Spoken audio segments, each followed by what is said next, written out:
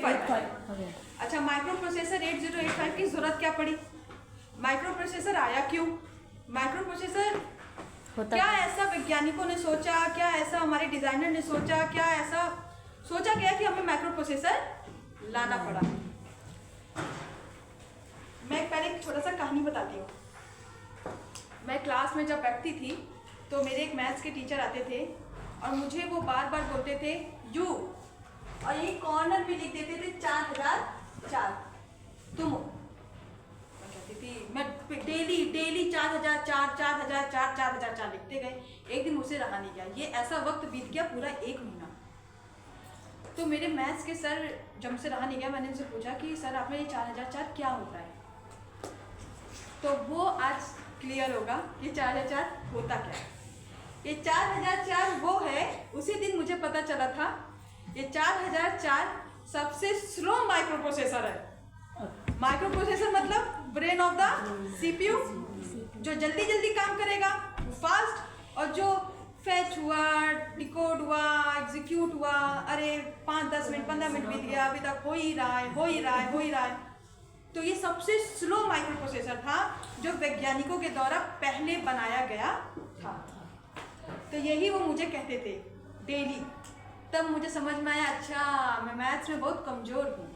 तब समझ में आया था। उससे पहले मुझे लगता था मैं ही बेस्ट हूँ, ठीक। मैं कर तो नहीं थी, लेकिन बहुत टाइम लेके करती थी कुछ भी चीज़, तो इसीलिए। अब चलो, सन 1971 में इंटेल 4004, इंटेल क्या है? इंटेल हमारी कंपनी है। इंटेल ने माइक्रो प्रोसेसर बनाया 1971 में 4004 के नाम से। अब मेरी उस बात को लेके इस बात से कोरिलेट कर सकते हो कि कितना स्लो होगा। भाई स्टार्टिंग में बनाया, कम ट्रांजिस्टर का हम यूज़ कर रहे हैं और कम हमारे पास लॉजिक्स है अभी। अब तो करते आईसी आ गया, चाहे जितने कंपोनेंट्स लगाओ, VLSI आ गया, वेरी लार्ज स्केल इंटीग्रेशन, बहुत सारे ट्रांजिस्टर्स को अब तुम लगा सकते हो। तो सन 1971 में 4004 का इंटेल का माइक्रो प्रोसेसर आया, जिसका एड्रेस बस थी 10 बिट की और डाटा बस थी 4 बिट की। अब ये एड्रेस बस क्या होता है और डाटा बस क्या होता है, ये दो बहुत लॉजिकल चीज़ें हैं।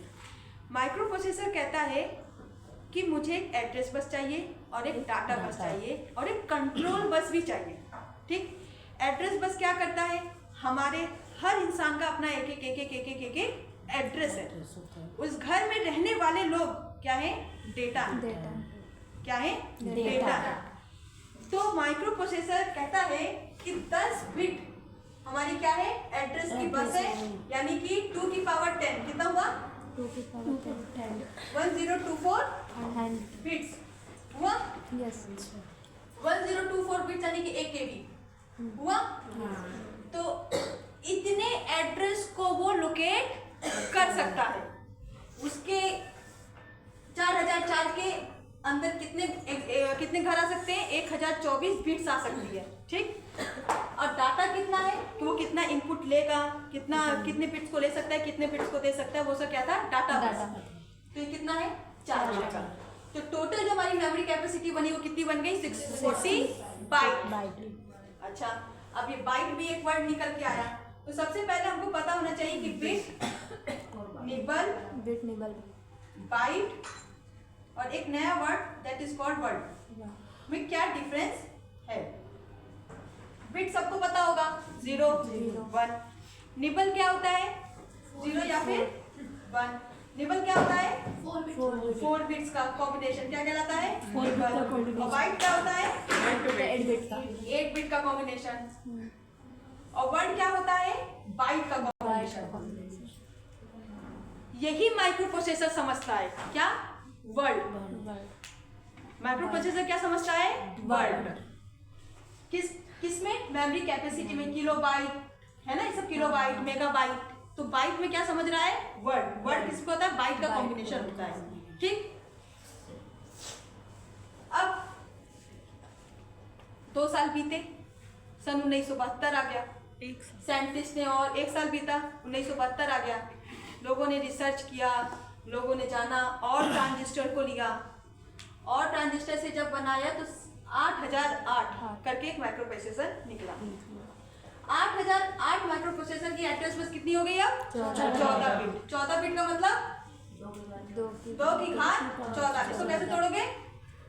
2 की घात 4 गुणे 2 की घात 10। 2 की घात 10 मतलब 1000 किलोबाइट। किलोबाइट 2 की 4 मतलब 2 2 4 4 2 2 6 यानी कि 16 किलो बाइट। 16 किलो बाइट का इसने कहा लो मैं तुम्हें एड्रेस देता हूँ 16 किलो बाइट का। अब तुम्हारे घर की रेंज और बढ़ गई, एड्रेस और बढ़ गया। एक कंप्यूटर से तुम कितना सारा काम करते हो तो उसको भी तो कुछ चाहिए, तो इसीलिए 14 बिट में घर की लोकेशन और बढ़ गई। तो घर को छोड़ो 60 KB का हमारा क्या बन गया?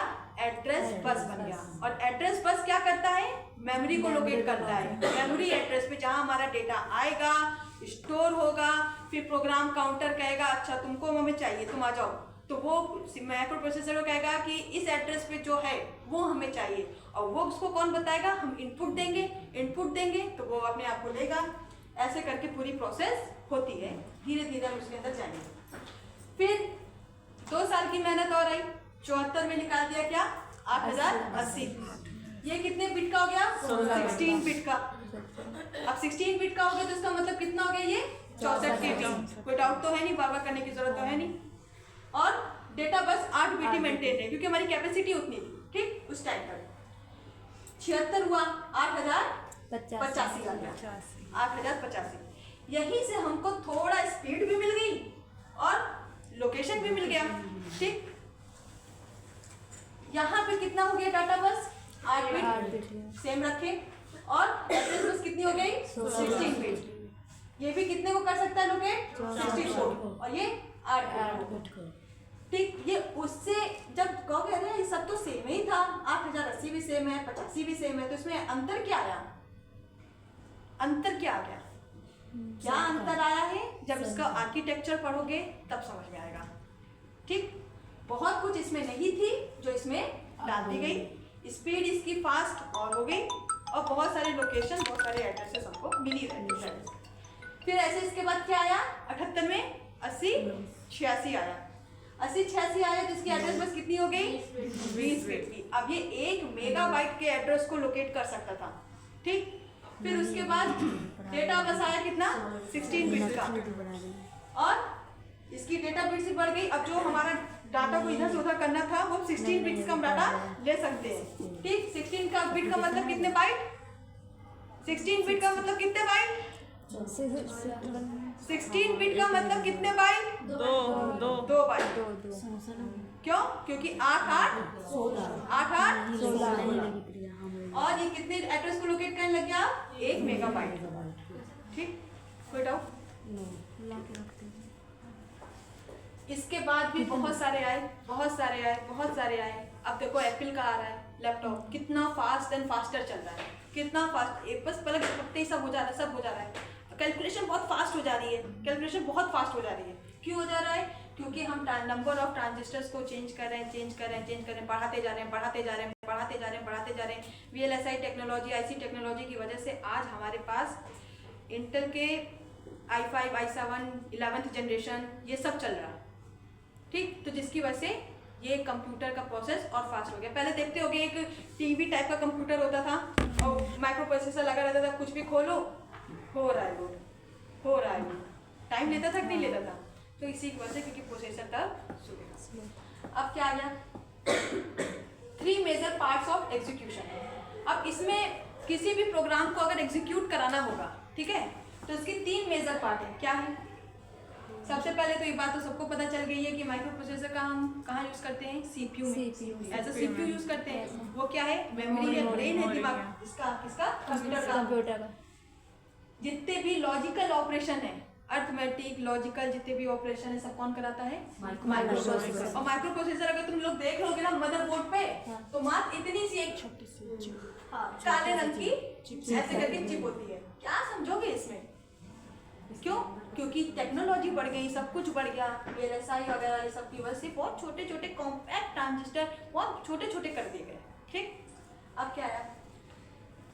3 मेजर पार्ट्स ऑफ एग्जीक्यूशन है।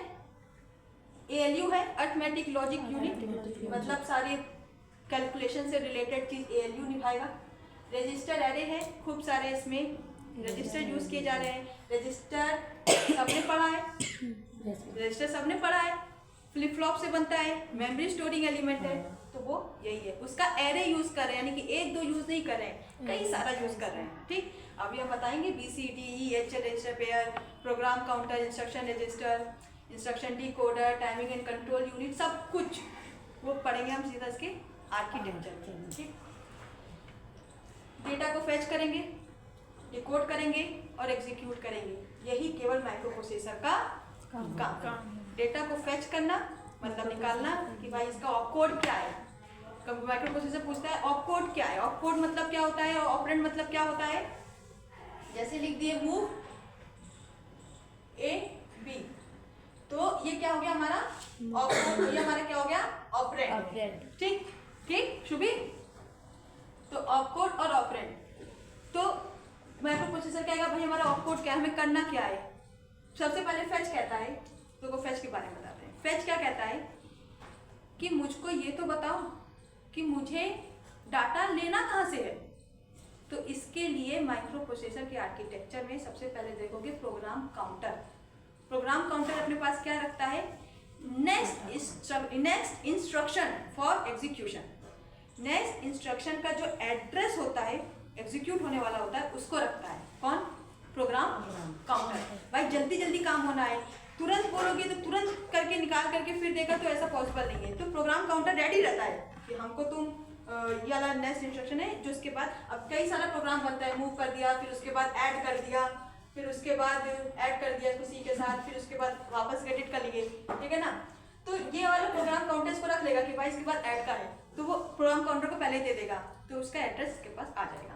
तो ये फेच कर लेगा एड्रेस को, वहाँ से डेटा उठाएगा, फिर इसको डिकोड करेगा कि ये चाहता क्या है, कि प्लस करना है माइनस करना है। जब सारा प्रोग्राम आ जाएगा, ऐड ABCD ये करके ये कर दो, पहले डाटा को रजिस्टर से एक्यूमुलेटर में ले लो, फिर एक्यूमुलेटर में जो डाटा है उसके साथ ऐड कर दो, और फिर उसके बाद इसको स्टोर कर दो वापस से एक्यूमुलेटर में, क्योंकि एक्यूमुलेटर ही क्या है हमारा, स्टोरिंग है। रिजल्ट को स्टोर करने वाला ही एक्यूमुलेटर है, और किसी भी रजिस्टर में स्टोर नहीं होता है। ठीक है, इंस्ट्रक्शन रजिस्टर में क्या होता है, टेम्परेरी डाटा आता है कि अगर मान लो ये B का जो B का डाटा है, वो डाटा कहाँ से आ जाए, जो डाटा होगा वो टेम्परेरी इंस्ट्रक्शन रजिस्टर में क्या होगा, टेम्परेरी डाटा रहेगा। वो एक्यूमुलेटर में जब ऐड ऑन करेंगे, मान लो ऐड का ऑप्शन है, तो ऐड करेंगे तो जो रिजल्ट आएगा वो भी कहाँ जाएगा, एक्यूमुलेटर में ही जाएगा, और एक्यूमुलेटर से ही फिर वो आउटपुट डिस्प्ले में हमें आएगा। ठीक, तो फेच हो गया, फिर डिकोड में पता चल गया कि हाँ भाई इतना पूरा फेच हमने किया, ऐड करना है, ये करना है, वो करना है, फला करना है, फिर वो डिकोड हो गया, फिर उसके बाद वो उठा के एग्जीक्यूट कर देता है और हमको दिखता है हाँ। और ये इतनी जल्दी होता है हमारे मात्र इनपुट कमांड देने पे कि हमें आउटपुट दिख जाता है। अब एक नया वर्ड है क्या, पेरिफेरल्स। कुछ लोग के लिए नया है, कुछ लोग के लिए पता होगा। पेरिफेरल्स क्या होता है, जितना भी हम कंप्यूटर के साथ जितनी भी डिवाइसेस लगा रहे हैं, जैसे कि क्या लगा रहे हैं, कीबोर्ड, माउस, कैमरा भी, कीबोर्ड, माउस, कैमरा, जितनी भी इनपुट डिवाइस है, स्विच हो गया, जितना वो सब क्या कहलाता है, पेरिफेरल्स कहलाता है। इसको इससे फिर माइक्रो प्रोसेसर क्या करेगा, आउटपुट देगा, और ये क्या है, मेमोरी स्टोर प्रोग्राम, यानी कि एक मेमोरी भी चाहिए इसको डाटा लेने के लिए। माइक्रो प्रोसेसर की सबसे खास बात और बेकार बात यही है कि माइक्रो प्रोसेसर के पास खुद की मेमोरी नहीं होती है। तो इसी वजह से 8051 माइक्रो कंट्रोलर आया, वो अपने साथ मेमोरी लेके आया। हमने कहा वो काम फुल्ली पैकेज है, हमको इस्तेमाल करो, खुश रहोगे, एडिशनल कोई मेमोरी नहीं लगानी पड़ेगी। ठीक, तो इसके पास मेमोरी स्टोर प्रोग्राम के लिए हमें लगाना पड़ा। अब हम सबसे पहले इसके बारे में पढ़ेंगे कि बसेस क्या होती हैं, ठीक है ना, सिस्टम बसेस। मिटा दें या ला, मिटा दे, हाँ पिन नहीं मिटाएंगे, पिन तो भी चलेगा, कहानी इसकी लंबी थोड़ी।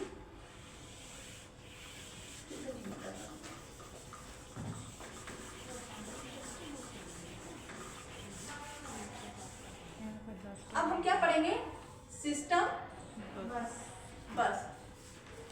अब सिस्टम बस का मतलब क्या हुआ, इस सिस्टम बस में हमारी 3 बसेस आएंगी। कौन कौन सी, एड्रेस बस, डेटा बस, और तीसरी कंट्रोल बस। अब तीनों के बारे में, एड्रेस बस, डेटा बस और कंट्रोल बस, क्या होता है? जो एड्रेस देता है, मेमोरी का लोकेशन बताता है, वही एड्रेस बस है हमारा, ठीक है। तो एड्रेस बस क्या होता है? यूनिडायरेक्शनल होता है। क्या होता है? यूनिडायरेक्शनल। सबसे इम्पोर्टेंट बात ये होती है कि ये कैसा होता है? ये यूनिडायरेक्शनल। अब मुझे बताओ डाटा बस और कंट्रोल बस क्या होता है? डाटा बस जो डाटा को स्टोर करता है, जो डाटा स्टोर करता है। डाटा बस यूनिडायरेक्शनल होता है कि बाई डायरेक्शनल होता है? क्या होता है ये बताओ? बाइडायरेक्शनल हुआ। कंट्रोल बस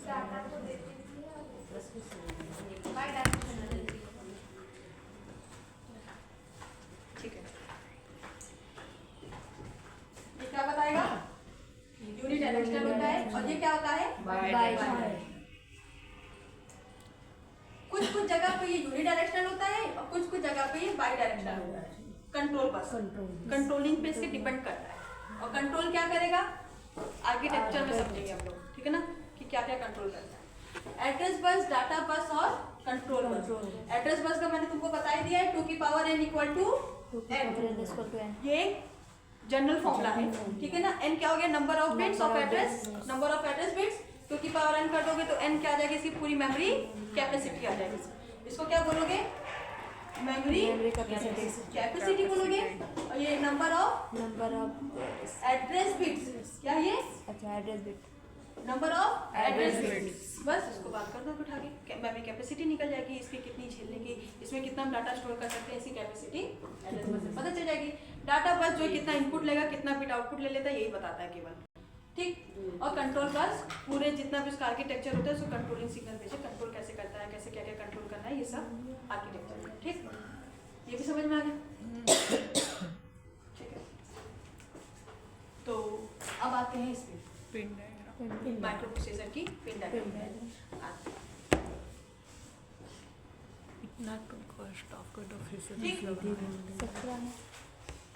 माइक्रो प्रोसेसर में सबसे पहले पिन नंबर 1 और 2 पे हमने दिया है x1 और x2। इसका क्या मतलब है? पिन नंबर x1 और x2 पे इसका मतलब ये है कि यहाँ पे लगा होता है क्रिस्टल ऑसिलेटर।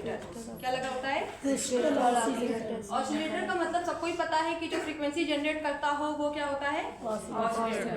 और क्रिस्टल ऑसिलेटर है तो क्रिस्टल उसकी क्रिस्टल उसका आइटम है जो हम यूज कर रहे हैं, तो वो है क्रिस्टल ऑसिलेटर। जो क्रिस्टल ऑसिलेटर होता है एक्चुअली हम उसको 6 मेगाहर्ट्ज दे रहे होते हैं, बट वो इंटरनली जो इसको देता है वो डिवाइड बाय 2 कर देता है। क्या कर देता है? Divide by 2। तो इसके पास जो आती है इंटरनली वो क्या होती है? 3 मेगाहर्ट्ज, ठीक। पावर सप्लाई करती है। अब ये हमारा VSS पे क्या मिलता है इसको? ग्राउंड। और VCC पे क्या मिल जाता है इसको? Power supply.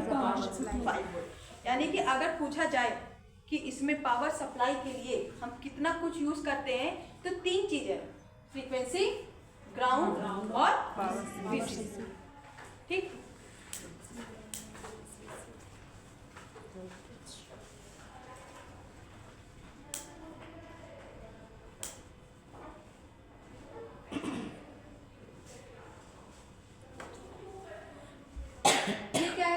रीसेट आउट के बारे में बाद में बताएंगे।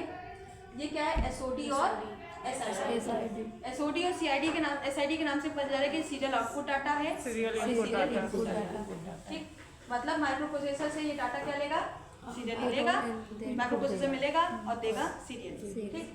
ये क्या है? इसके सारे इंटरप्ट्स हैं। क्या है? इंटरप्ट। इंटरप्ट मतलब क्या होता है? हम